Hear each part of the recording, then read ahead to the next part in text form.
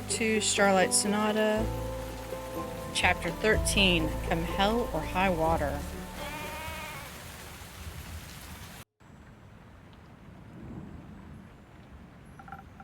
Good evening, innkeeper. Good evening, Grace. Could I ask you for a drink? Anytime. What can I do you for? I'm pretty spent. Do you have anything that will keep my mind awake for a little longer? I should have something that can do just that. One moment.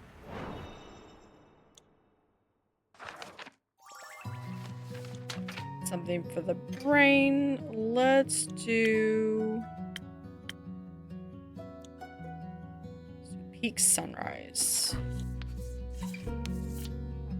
Believe. 2 extra decks. And some intelligence.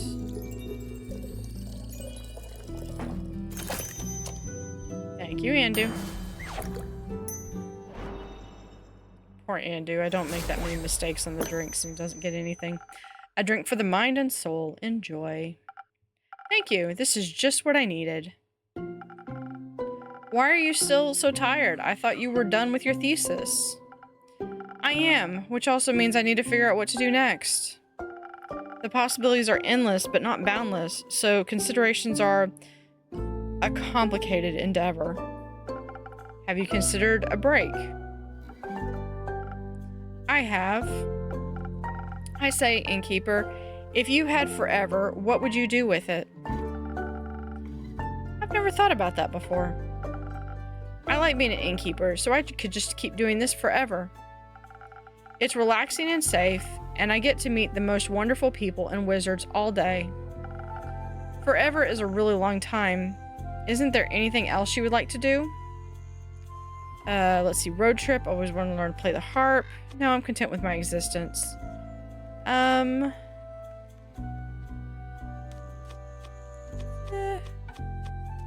So basically, I'd like to like head out and do something else.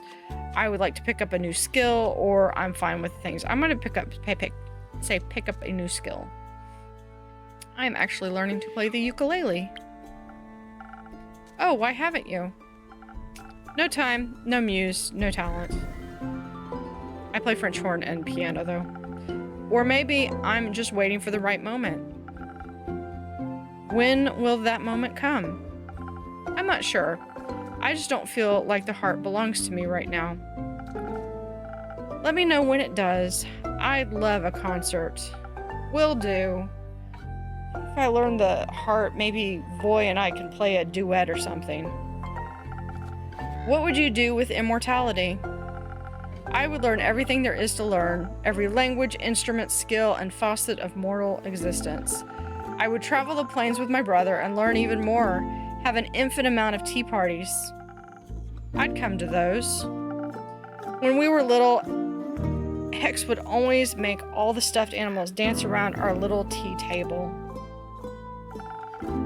We didn't have money for music boxes, so he just made up songs for them to dance to. He sang them to me. Yeah, I bet I know someone who would be interested in having tea parties with you. If I had the time, I would love to write down all of those songs and invent dances for them. You should make time for that. It's your time after all. And besides, while you don't have forever, you do have quite a lot. An elven lifespan is nothing to scoff at, even if you only get half. Not if you got the human side of the lifespan. Oh, that's less time. It is, but I'll make the most of it. What will you do next, then? I'm not sure yet. I was thinking about going to Ashfadel, the capital of the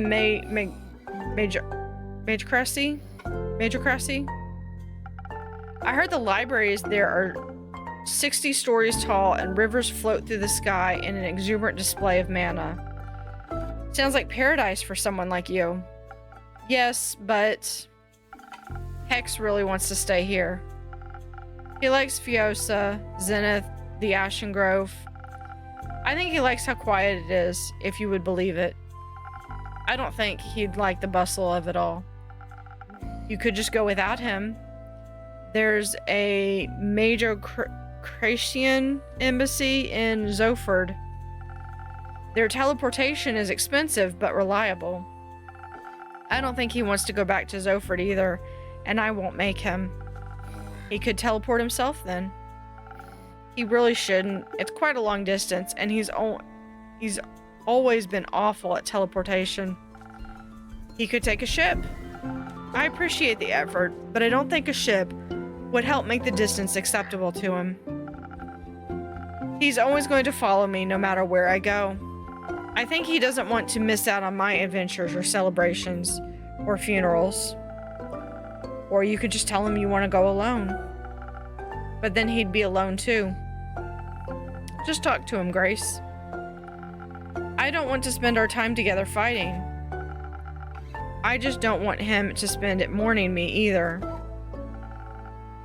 You should tell him that. He'll have enough time to mourn you when you're gone. Unlike life that never ends. I suppose you're right. I'd like to leave something he can remember me by. Maybe I'll build my own wizard tower. Please do. I love those. Did you hear about the one on Morlia near Dalwell? The one with the infamous Majocratian fugitive? The very same. It seems that its wizard has disappeared without a trace, leaving his tower vacant. I've always wanted to stop by for tea, but I don't want to be rude and intrusive, so I haven't. I wonder what he left behind. I'm sure it's a collection of fascinations and impossibilities. Couldn't you just teleport in to check? You can't exactly teleport in and out of well-protected places all willy-nilly. You might end up trapped or on a whole other plane. You might. Maybe. That's what happened to the wizard. Maybe. No one seems to know what happened to him or who he even was, and no one seems interested in finding out either. Isn't that sad? A little. I don't want to disappear like that. You won't. I'll tell your story for as long as I'm around. How long is that? For as long as this world will bear me. You are very easy to bear. Thank you, Grace. Would you like to stay a little while? Please, I find your inn truly inspiring. I'll be here if you need a rubber duck. I'm counting on it.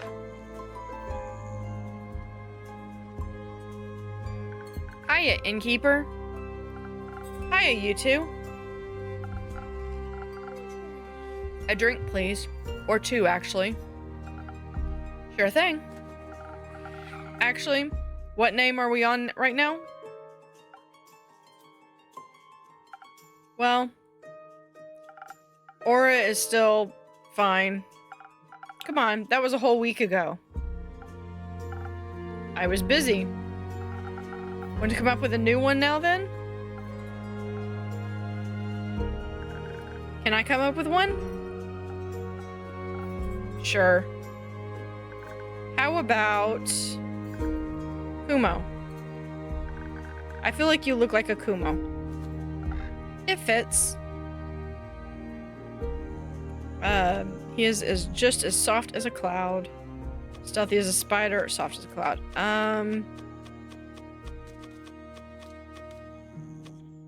Yeah, we'll go with spider. And just as cute. I'll take your word for it. Our drinks, can we get them now? Of course. What would you like? Something sweet, bubbly maybe. If you can find something that, you know. Sure, I'll see if I can find the words you're looking for.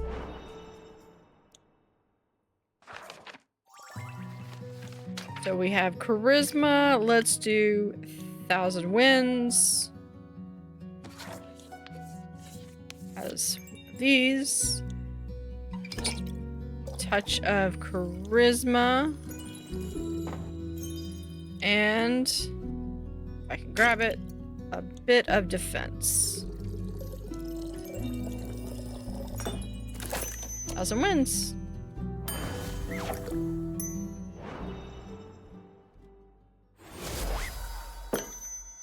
There you go. Liquid charisma for those in need. Maybe you should try it then. Do you want to send it back? No, it's good. Glad to hear that. Fable, what can I get you? Maybe something that will make me feel like a cloud? Like I'm so light on my feet, I'm practically floating? I think I've got something for that. Let me guess, a swift strike. Yep. That is Fable's favorite. So a touch of defense, a touch of intelligence, and a lot of dexterity. There we go.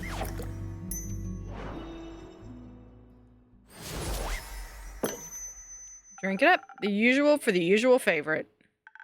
Thank you. It's delicious, as usual. That's what I like to hear. By the way, what's with... I like the new hair. I honestly didn't notice, but... Oh, you do? Thank you. It looks really nice, right? Kumo braided it for me. He helped me calm down after we encountered the Mary Morgan. But I should probably start at the beginning, right? I'd appreciate that. Alright, so... what happened at the beginning? The ship to the Boreas.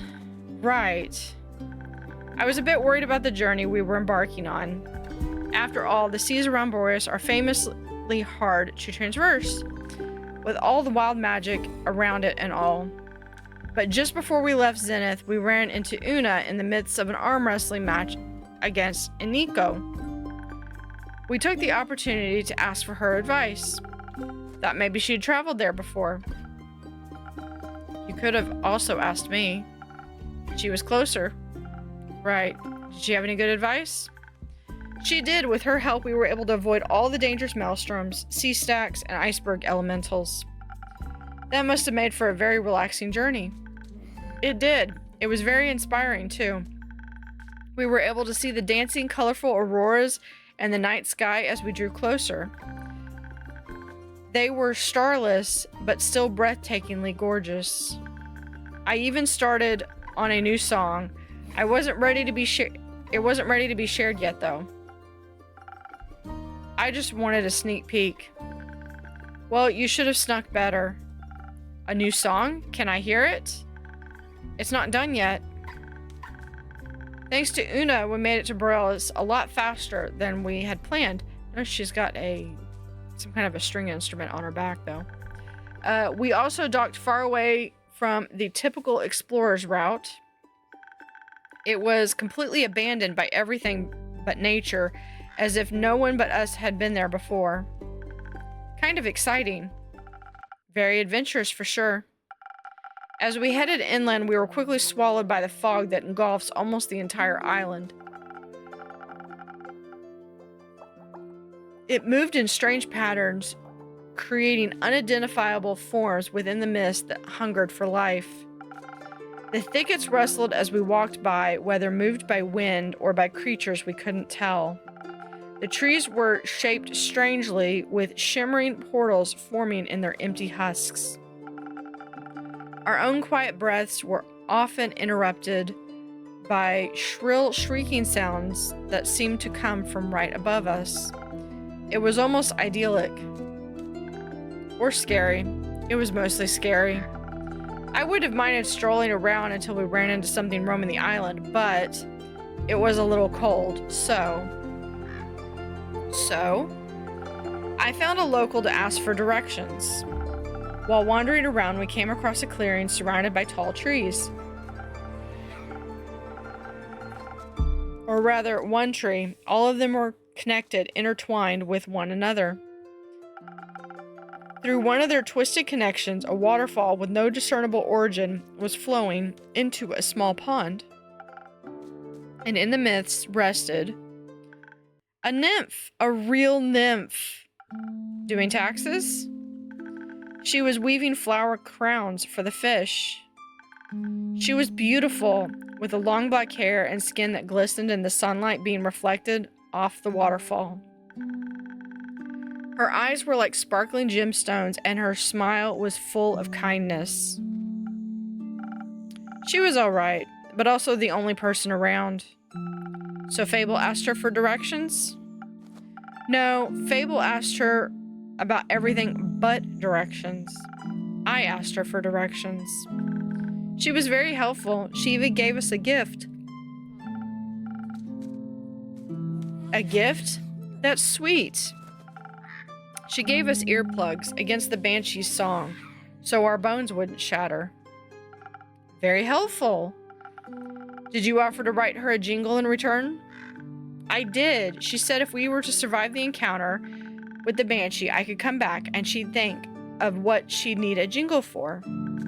She was thinking about setting up a dragonfly exhibition, so maybe for that. Who would she even advertise to? Frogs? And toads. The Banshee was our first priority, so we stealthily made our way to the Lonesome Lagoon with earplugs in our ears. We mostly walked and talked about our favorite dragonflies. As we finally approached the Lonesome Lagoon, the thick mist enveloped us. It suddenly became so cold we could see our own ragged breaths. And then we heard it, a song filled with all the sorrow of the world compressed into a single note. It sounded really nice. There was so much emotion in that song. Sadness, longing, yearning, anger. We wanted to be polite and wait until she was done singing, but she just kept going on like tears and that wouldn't stop. So I decided to be a little rude, stepped forward and said hello. They said, "Hello, Banshee, I really like your song." That confused the Banshee so much that she stopped. She smiled, bearing a row of deadly sharp teeth. She was very nice, actually. She asked if we wanted to steal from her lagoon. When we said no, she invited us to sing along. Did you? Of course. It was kind of fun. It was, and I thought, what better time to bring up the Mary Morgan but now? So I led with, I bet you do this with your girlfriend all the time, right? She suddenly looked at me with hatred and anger, then just started screaming. I was very thankful for the earplugs at that moment. I think without them, my bones might have melted. That was our cue to leave, so I put Fable back into the thicket of the Borean forest. Obviously, we couldn't just leave it at that failure, so we looked around for a peace offering. We found some spiky pink fruits with a pattern of little ghost tortoises on them. We thought she might like them. She liked them enough to stop screaming at us, and we sat down at the side of the lagoon to talk. It's beautiful, by the way, right in the middle of the giant portal to the Twilight Chasm. It colors the waters this deep, dark blue with swirling clouds of darkness within. There were bones floating in the lagoon, too. I almost brought one for your tavern. I'm kind of glad you didn't. Seems like something that would be a little... No, that would have been weird, huh? Not necessarily. Bones just tend to come with lone spirits attached to them. And I prefer them resting in the halls of Tuat rather than my tavern. That's fair. The Banshee actually fished out some bones to fidget with. It stopped her from screaming every time she brought up the Mary Morgan. Or Marmor, as she calls her. Turns out the Mary Morgan had been ignoring all of her calls. Ever since the Banshee was crowned Gaia's scariest monster by Screech magazine. She told us it carved a hole in their relationship, that it caused a lot of jealousy. And she was disappointed the Mary Morgan cared more about some stupid popularity contest than her. We asked if she wanted to talk about it with the Mary Morgan herself. But she said that she didn't need to apologize for being scary. She was very thankful she got to talk about it, though. She was holding it all in because she didn't want to burden Baya with all the drama. She even offered for us to spend the night at her nearby cave, which was really nice of her. Did you end up taking a nap at her lair? We thought about it, but it was filled to the brim with the riches of the dead, which was far too alluring to allow us to fall to the call of sleep. You found loot. You have my attention. What did you find? Gold, bones, skulls, jewels of all sizes, and a lute. It was broken, but I picked it up anyway. There was also a delicate silver mirror that had hearts carved all over it. Kumo recognized it as a magical form from its arcane markings. Melina showed me them in some book the other day, when the wizard in Zoford showed us around his library. It was a mirror of far speech. It lets you speak to anyone on this plane, given that you've seen them beforehand. So you called Melly? No, we called the Mary Morgan. Ah, that makes more sense. How did it go? Well, I had to be the one to make the call since Kumo had never met her. When her face appeared, all I could do was stare in the horror as she gazed back at me. I felt like I was in the back in the Ashen Grove leading adventurers to their doom, and I just froze. So I took the mirror out of their hands. Her first words were threats of what she would do with us if we dared to harm the Banshee. Of course we hadn't. That briefly calmed her down. Until I asked her why she wasn't here, if she was so worried about the Banshee's well-being. Avoiding the question, she instead talked to us about the state of the lagoon. She complained that it must be incredibly loud with all the tourists and whatnot. I assured her there were no tourists, at least none that were alive. So she asked what we were doing in the lair then. Honestly, I replied that the Banshee had offered us a place to stay in her cave. I quickly realized that I picked the wrong thing to say. Her eyes started bleeding black ichor and she began cursing us out in tongues. The mirror cracked under her gaze and started bleeding black water. It was terrifying. And then we were just supposed to sleep there, as if she couldn't crawl out of the mirror any second. After that happened, I thought that we shouldn't discuss any further plans in that cave. So I pulled Fable outside and we went for a walk. The nymph had mentioned this enchanted flower field where she collects flowers for the fish. So we went there. Thought it might be a good spot. It was a good spot. Even though I couldn't stop shaking for a while, though the flowers really helped. As did not being alone. Was that when Kumo braided your hair? It was, yes. My hair kept falling in my face and it was overwhelming me. So he sat me down and braided it away while I worked on rebuilding the lute. He said that some distraction would help. Talking also really helped, even if I asked a lot of stupid questions. They weren't stupid, just curious. Did you have a favorite one? They asked where I learned to braid hair. That actually brought us further on our quest. How so? Well, I learned it from my mother. It's the only thing I feel I have left of her. It was her way of apologizing. She was never very good with words. It made me think, sometimes people aren't very direct with what they mean. I have heard of that, yes. Like the Mary Morgan. She didn't seem angry about the Banshee outdoing her in some fear pageant. She didn't even mention it once. She only got upset when she thought we had hurt the Banshee. Or when she thought we were tourists, or when we said we were staying in that cave. Like she was jealous of something entirely different from some issue in Screech magazine. We talked it through and decided we had to get the two of them to talk face to face. Obviously it would be difficult because of the distance, but I had taken the mirror with me when we left, thought it might be useful. Ever the thief. Indeed. I used it to call Baya. I asked her to tell the Mary Morgan to come to Boreas. Fable mentioned she can teleport via plants, however that works. She can.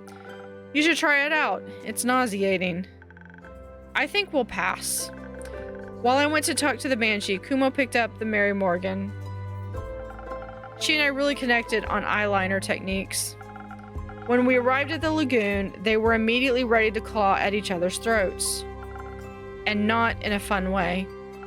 But somehow we managed to convince them to sit down. We tried to get them to talk about their feelings, but they just kept talking past and over and away from each other, arguing about an issue that didn't exist. So I had this crazy idea. I took out my new lute and asked them if they wanted to write a song together. They declined and insisted their voices would clash, but I thought at the very least it'd stop them from arguing. Kuma helped me convince them by summoning tiny rain clouds, pitter-pattering in a gentle, melodic rhythm, to inspire them to give it a try. We asked them to put all of their emotions about the whole situation into a song. In the end, they harmonized together perfectly, like their voices were made for each other and the gentle hum of my lute. It was beautiful and a little bone-shattering, but very romantic. Most importantly, the song finally got them to understand each other. Like Kumo had suspected, the Mary Morgan was scared, not jealous, now that the Banshee was so popular. She feared the Banshee would become really busy with tourists visiting all the time. She assumed she wouldn't have time for her anymore. But the Banshee assured her she doesn't care about any of the tourists. Only about the Mary Morgan, and Baya, of course. We told them to talk to her too, and mentioned how much she'd been missing them. They agreed to meet for a tea party in the Ashen Grove, so Baya doesn't have to travel too far. Did you invite them to your barbecue? No. After the outpouring of emotions, they wanted some time for themselves. The quest was done. It had only taken us 2 days, which was really efficient. Unfortunately, we had told the ship to pick us up in 3 days, so we were trapped on the island. So you swam back? What? No. What's wrong with you? The usual. We started brainstorming about what we could do while we waited. So I asked about that cheesecake recipe. But then I realized there wasn't anywhere to bake it. They don't have any of the taverns on Boreas. It was a stupid idea. It wasn't.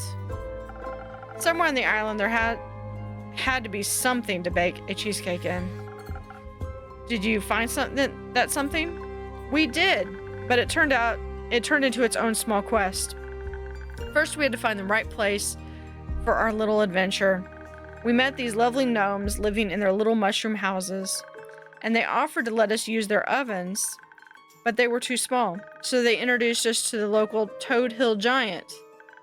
Its kitchen was enormous, but it was easier to work in than one that was too small. Then the gnomes, the nymph, and the giant helped us gather ingredients from across the island, so we were able to make enough cheesecake for everybody.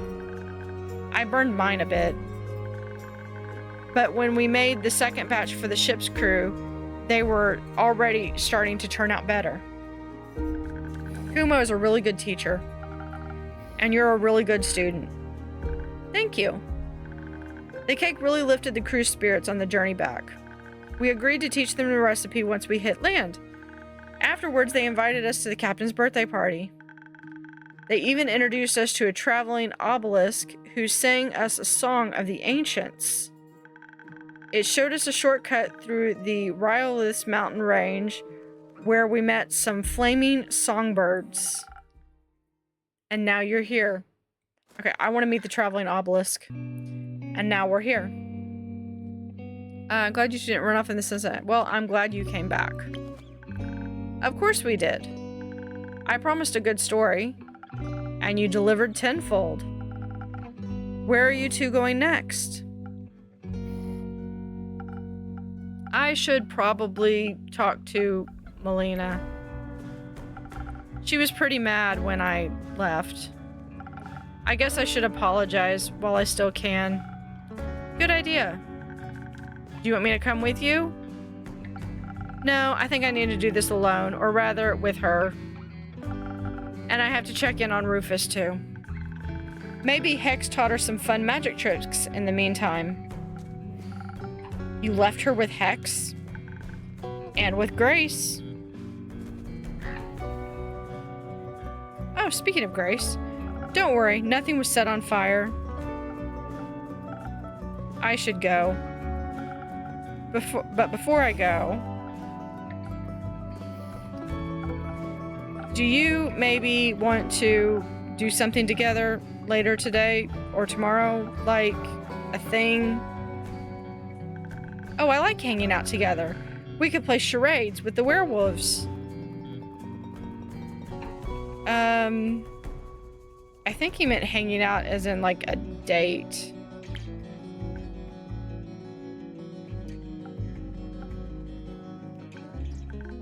Did you? Maybe I did? Oh.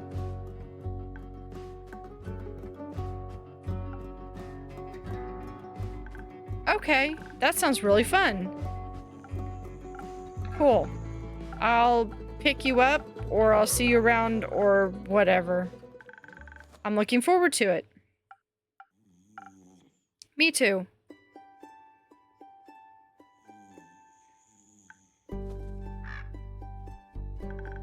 He asked me on a date. He did. That's... Oh. What? What do I do now? Do you think Archie has books on dating? Or should I ask the Hydra for advice? It probably knows about dating, right? Archie is still on his quest. Also, I'm right here. You're right. What should I do? Just go and see where it takes you. Or wherever he takes you. Hopefully somewhere nice. I do feel safe with him, so maybe I should try trusting this more. Mostly, I think you should just be honest with him. He seems to like you for who you are, so there's no need to hide. That's the scary thing. Why does he feel that way? Because you are very lovely? People keep saying that. But sometimes I just feel a lot lovelier hiding, you know? To me, it sounded like it's perhaps a bit too late for that. Sorry for listening in. You two were just very sweet. It's okay. I also thought it was very sweet. He was very sweet. But now that he's gone, I have time to think again. And I'm not sure if I was supposed to be that type of sweet anymore. It was supposed to be that type of sweet anymore. Maybe he was just being nice. He asked you on a date because he was just being nice? Well, maybe. Maybe he felt bad for me or something. Innkeeper dear, I think Fable might be in need of another drink. Maybe something to untangle her thoughts. Something for a quick escape from all this overthinking. That sounds good. I'll see what I can do. Alright, what kind of drink are we gonna do? Let's do... Not this one.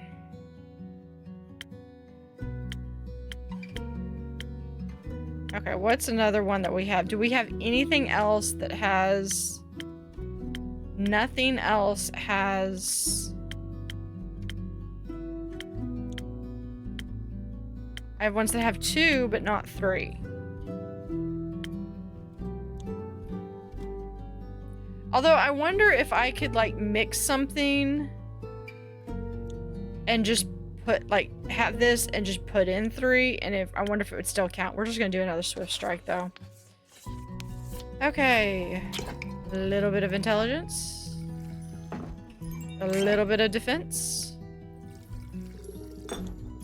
And a whole lot of speed. Swift Strike.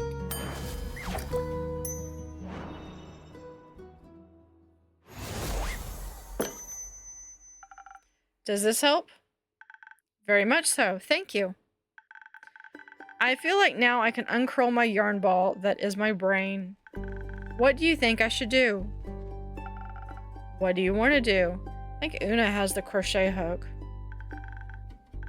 I want to go on our date, and I want to get to know him better. Maybe even get him to know me better too. Do you think he would like that? I think so, yes. It seems like you don't need our answers, you have yours already. Sometimes I just feel like I need permission to listen to my heart. Did you know you can give that permission to yourself?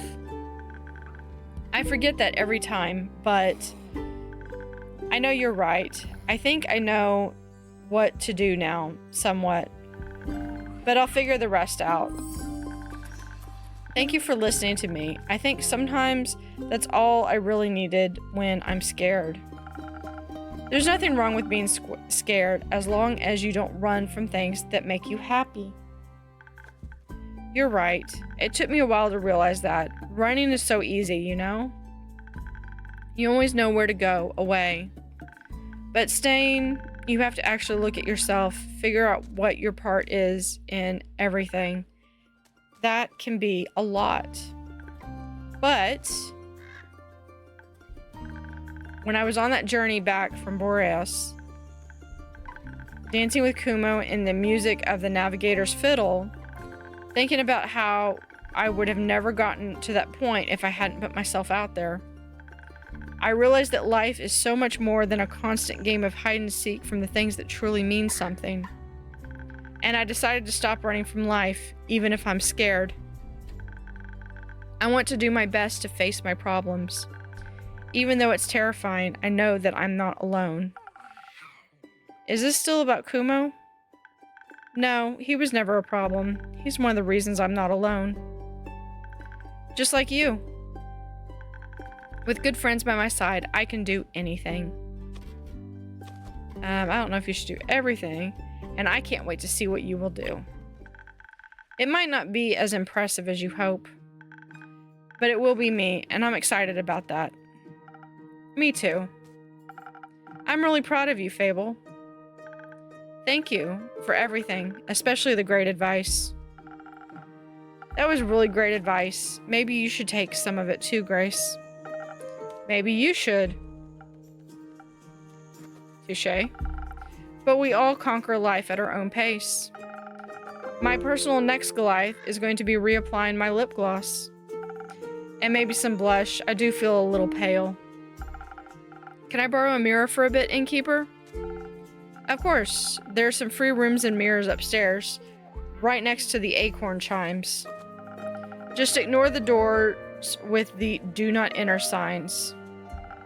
You shouldn't have said that. Now I want to check. Please don't. I won't. I'm polite. Or am I? Let's hope she won't find all the nightmare creatures you have locked up there. Let's. Have you ever visited the Twilight Chasm? Not for long enough to capture any creatures. I see.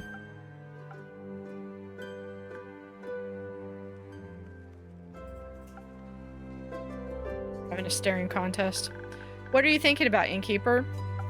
Oh, you know, innkeeper things. I don't know. I mean, since I'm not an innkeeper and all. Right. That song you mentioned, the one you started writing on the ship? I know it's not done yet, but how about a little sneak peek? To see if it would make for a good jingle. I don't think it's jingle material. But I don't mind sharing it with you. Just keep in mind it's a work in progress. Of course. There's a calling on the wind beneath the talk of the keep.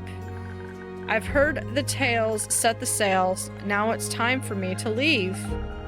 It sounds like a great opener. So you like it? It's wonderful. I can't wait to hear more. Me too. But it's still a little rough around the edges. I feel like it's missing something. Maybe the next adventure. Maybe. Will you let me know when it's done? Of course. I can't wait to show you the finished version. Thank you, Fable. I'm proud of you. For maybe finally finishing a song? For not running. Oh, thank you. Me too. Innkeeper, do you ever think about taking your own advice? All the time, yes. Why don't you? I don't know. It's hard, I know, but I promise I believe in you as much as you believe in me. And I know we'll both be okay. I would like that. Me too. Well, I've talked a lot today. I'll give you some space.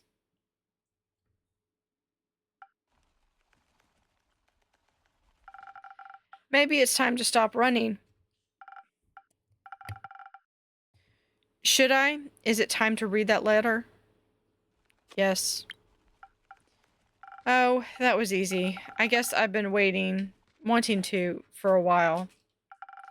Let's hope for no regrets.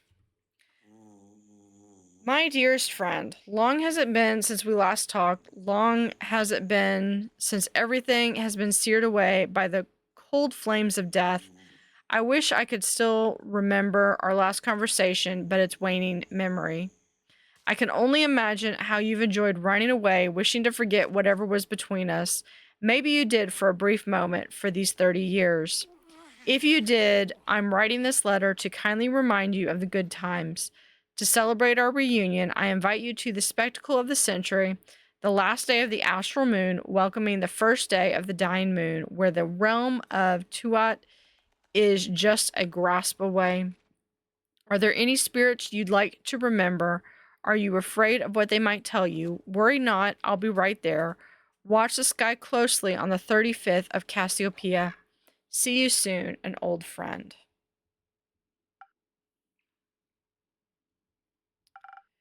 That was... I guess you've always been a fan of symbolism. But you didn't even leave an address. Very irresponsible.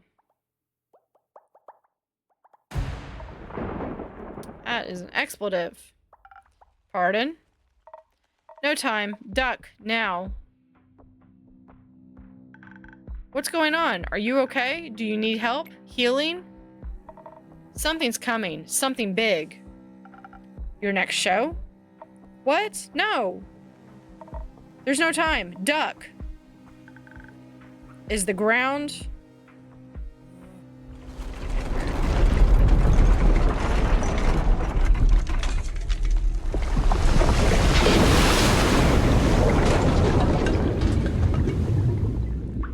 Uh-oh. Is everyone all right? I think. Whew, that was a close call. Could have been really dangerous. What just happened? Why? Is there water outside the tavern? I'd also like to know the answer to that question. I've got no clue. I was just outside by the woods, drafting my newest song, when the ground beneath my feet began to rumble. Not even a minute passed and it rumbled again. Then a wall of water came rushing towards me.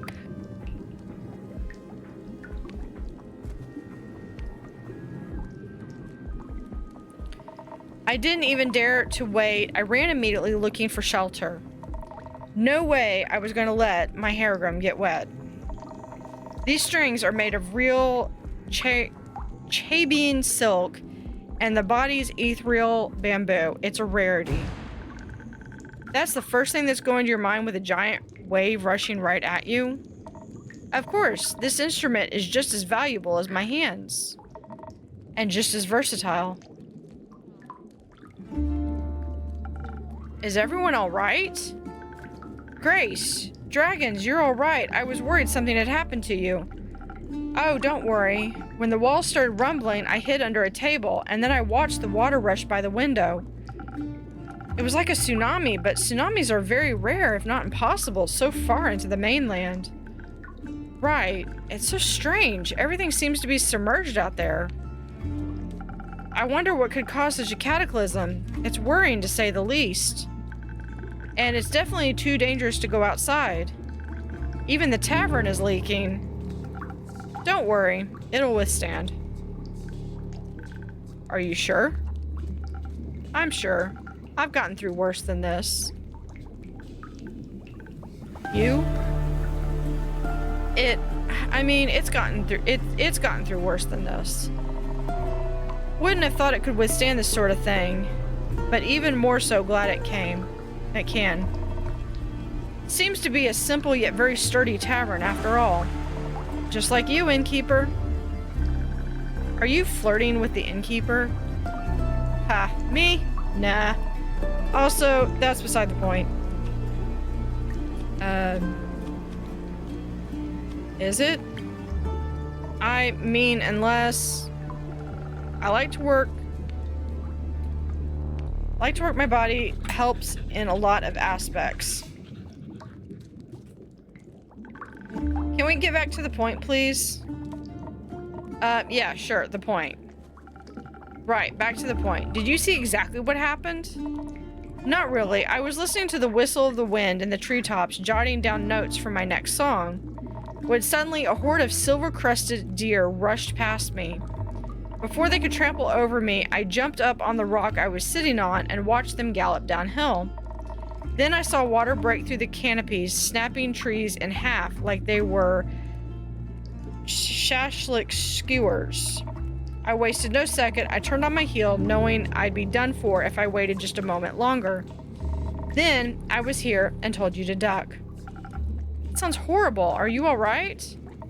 I'm fine, thanks. And anyways, with whom do I have the pleasure? I'm Grace. Nice to meet you, Grace. Oh my, you're Voyage, aren't you? The silver-tongued virtuoso? Yes, that would be me. My apologies, I didn't mean to push any boundaries. But I saw you perform at Dropstone Institute's campus that one time. And I must say, you pulled on all my heartstrings with your beautiful performance. Oh. I did that? Yes, I was awestruck by what your music could do. It was like magic in its very own way. Music can be very soothing in moments of stress. Were you distressed back then? A little. I don't remember exactly why anymore, but I remember the emotion. But not more distressed than I am right now. I hope Hex is safe and well. I'm sure he is. Shoot. Did you see that creature swim by? What? Where? It looked like a red-winged eel. I missed it.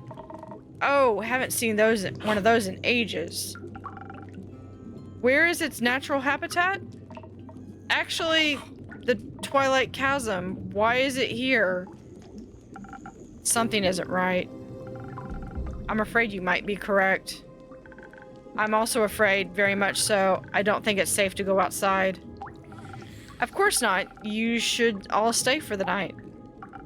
Would that be possible? Of course. The tavern will withstand this, and a bit of company wouldn't hurt. I agree. Thank you, innkeeper.